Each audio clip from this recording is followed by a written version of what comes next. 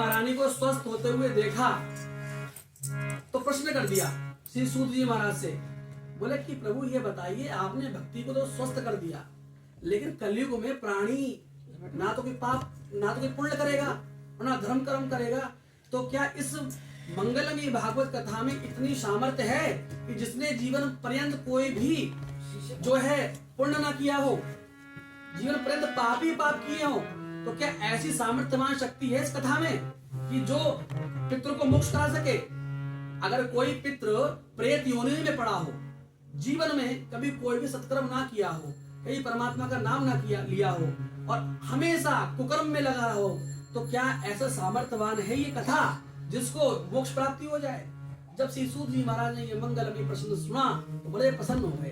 प्रसन्न होकर के एक इतिहास की कथा का प्रसंग उनके दिमाग में आ गया और प्रसन्नता के साथ कहने लगे, हे ऋषियों, धन्य है आपकी बुद्धि जो निरंतर हर प्रश्न को बड़े आनंद के साथ परमात्मा की प्राप्ति के निमित्त आप मुझसे करते चले जा रहे हैं। और श्री मंगलमय आत्मदेव जी का एक सुंदर प्रसंग श्रवण कराया और कहा कि आप क्या बात करते हो, आज मैं आपको ऐसा प्रसंग सुनाता हूँ जिसको सुनकर के मनुष्य जीवन पर्यंत परमात्मा के चरण शरण में जाकर के परमात्मा की कृपा को प्राप्त करता है। आज मैं तुम्हें ऐसे मंगलमयी प्रसंग को सुनाता हूँ।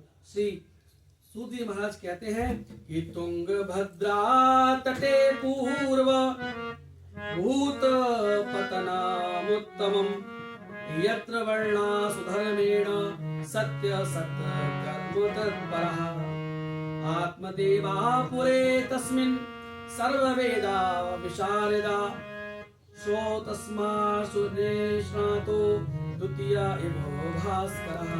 बोले एक ग्राम था, उत्तम नगर नाम का एक गांव था। उसी गांव के समीप एक तुंगभद्रा नदी बहा करती थी और उसी गांव में एक आत्मदेव नाम के ब्राह्मण रहा करते थे। और इतने विद्वान ब्राह्मण थे कि कोटि सूर्य समप्रभा, हजारों सूर्यों के समान प्रकाशमान ऐसे आत्मदेव नाम के ब्राह्मण थे।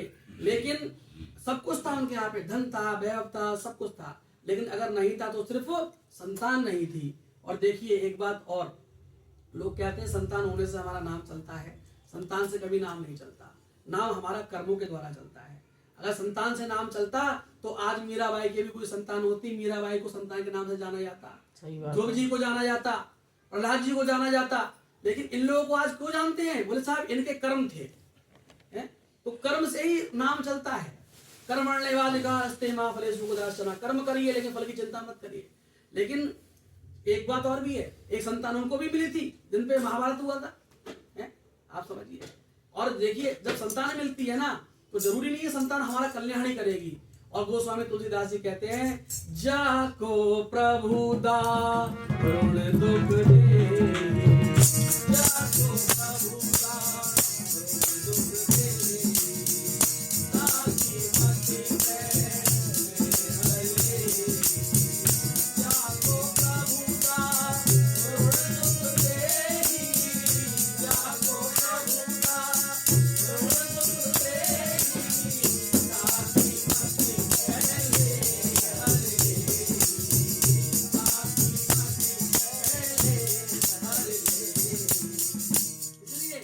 क्या था? आज आत्मदेव जी का सब कुछ था, परमात्मा की कृपा थी, लेकिन संसार रूपी ये जो अजगर है जब मनुष्य को काटता है, संसार रूपी सर्प जब काटता है तो नाना प्रकार का कष्ट देता है। बड़ा सुंदर जीवन चल रहा था, भजन कर रहे थे, तप कर रहे थे, लेकिन परिवार में क्या था? अगर नहीं थी तो सिर्फ संतान नहीं थी। आप समझिए, घर में गाय थी, उसके भी कोई संतान नहीं थी। घर में तुलसी का पौधा था, वो भी सूख जाया करता था। देखिए अगर घर में